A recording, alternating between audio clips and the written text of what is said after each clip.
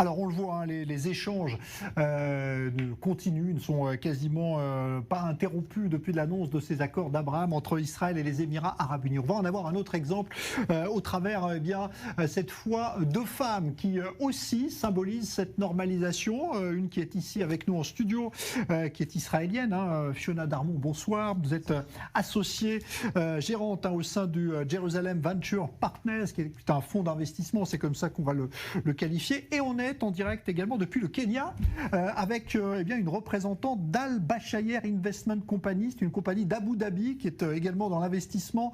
Sarah Mohamed, bonsoir, vous êtes directrice générale de Al Bashayer.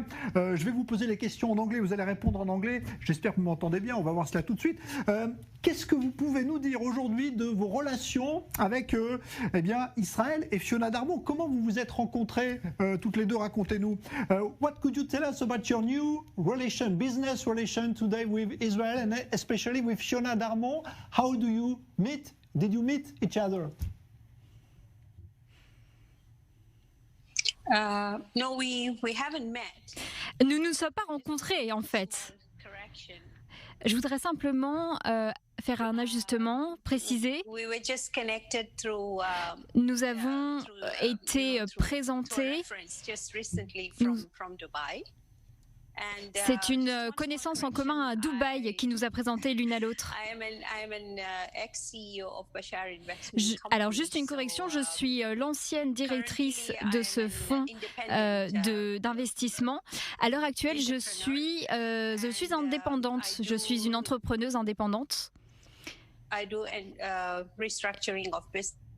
Et je m'occupe de restructurer les entreprises, mon passé aidant la finance d'investissement. Je travaille avec des petites et des moyennes entreprises.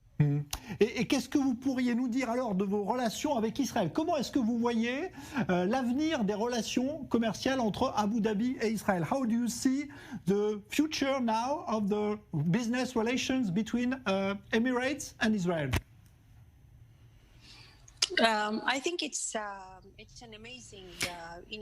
Je pense que l'initiative est incroyable cette année.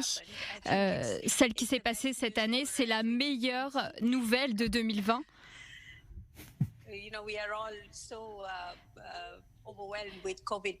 Nous sommes tous tellement submergés par la crise du Covid-19. Cette nouvelle était historique. C'était une nouvelle historique pour nous tous, très inattendue.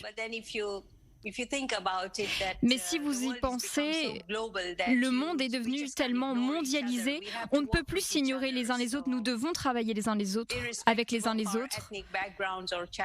Quelle que soit notre ethnicité, quel que soit notre passé, nous devons travailler ensemble.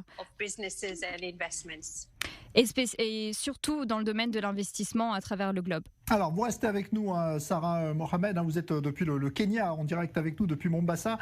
Stay with us a few minutes, still thank you. Je vais m'adresser à vous maintenant, Fiona Darmon. Comment, alors, vous voyez-vous l'avenir de ces relations? Comment est-ce que vous vous êtes connectés finalement l'une à l'autre? C'était vraiment super parce que on a voyagé à Dubaï, ça fait un mois. On était un grand groupe de GVP. Notre fondeur est Monsieur Dr. Erel Margalit et un des plus connus venture capitalists du monde. Et on est voyagé au Dubaï, on était tout le groupe du fonds et en plus 13 de nos chefs de compagnie. Et on est arrivé là-bas et j'ai fait la connaissance des personnes qui étaient vraiment incroyables, qui voulaient travailler tout le monde voulait travailler avec nous. Et en plus, j'ai eu la chance de faire la connaissance de Lucy Chow.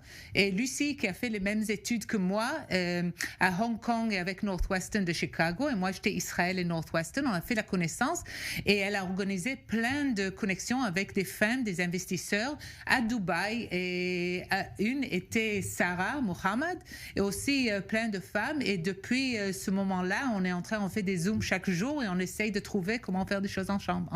Et il y a des opportunités très importantes. On n'arrête pas d'annoncer des accords en ce moment entre des compagnies israéliennes et émiraties. C'est vraiment ce que vous constatez? Oui, c'est vrai. C'est quelque chose de très c'est vraiment fantastique parce que il faut comprendre que Israël, vous savez, savez, les startups israéliennes, ils essayent de trouver dans tous les pays du monde où faire le travail.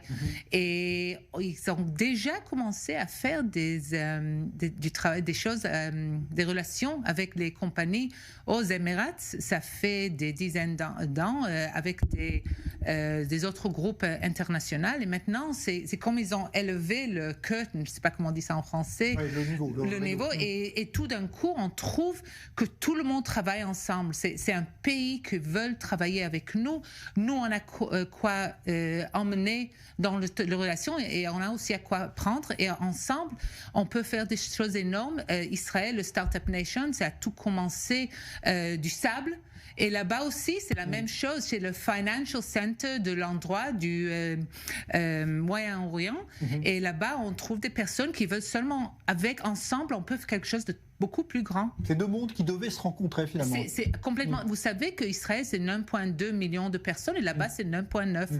Mais leur GDP, c'est plusieurs fois plus que nous. Alors, on a quoi apprendre d'eux et emmener. Ouais, parce qu'ils ont des revenus aussi liés au pétrole qui sont très importants. Voilà, qu'il y a pas en Israël. Mais maintenant, c'est beaucoup de tourisme là-bas et aussi le centre financier là-bas, le Free Trade Zone.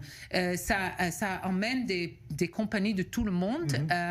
Israël, bon, nous, on est le Startup Nation, on peut emmener la technologie et en plus, comment prendre des compagnies d'un petit endroit et prendre tout le monde. Ouais. Alors, je voudrais demander à Sarah Mohamed, qui est avec nous, ce qu'on découvre aussi avec cet accord, c'est que finalement, les femmes sont très impliquées dans le business aux Émirats Arabes Unis. C'est peut-être quelque chose qu'on pouvait ignorer ici en Israël.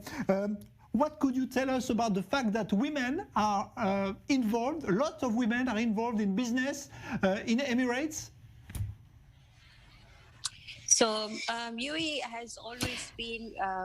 Alors, les Émirats Arabes Unis ont toujours soutenu la place des femmes dans le monde de l'entreprise, dans le business.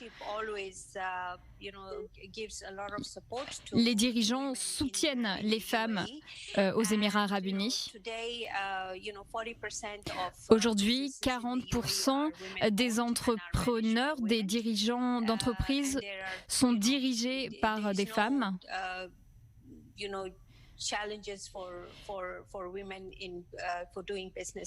n'y a pas vraiment de barrière qui s'impose aux femmes pour atteindre ces positions aux Émirats Arabes Unis. Il n'y a pas beaucoup de pays comme ça au monde.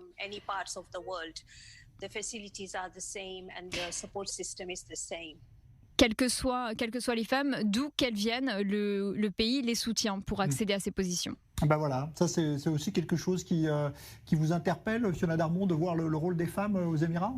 C'est vraiment quelque chose de formidable parce que 35% des ministres là-bas, c'est des femmes. Et on trouve, et une des choses que notre amie Lucie a arrangé, c'est un déjeuner avec des investisseurs. Tous étaient des femmes, mais il y avait des femmes émiraties, mais aussi de l'allemand, il y avait du Canada, il y était une femme syrienne. Et on voit tout d'un coup la forte strength de l'écosystème et le rôle des femmes dans les investissements là-bas. Et c'est une connexion qu'à mon avis, on peut faire des choses très, très grandes ensemble. Bon, bah écoutez, bravo à toutes les deux en tout cas. Merci d'être venues nous en parler avec beaucoup d'enthousiasme. Merci beaucoup, Fiona Darmon. Je rappelle que vous êtes associée, gérante au sein du Jerusalem Venture Partners. Merci à Sarah Mohamed, qui est ancienne directrice générale d'Al Bashayer Investment à Abu Dhabi, qui était avec nous et qui s'occupe, on l'a vu, de développer le business depuis donc Abu Dhabi avec Israël notamment. Thank you very much for being with us from Kenya, where you were, Sarah Mohamed. It was a pleasure to have you in our broadcast. Merci à Roxane Runel également pour la traduction de cette interview. On va parler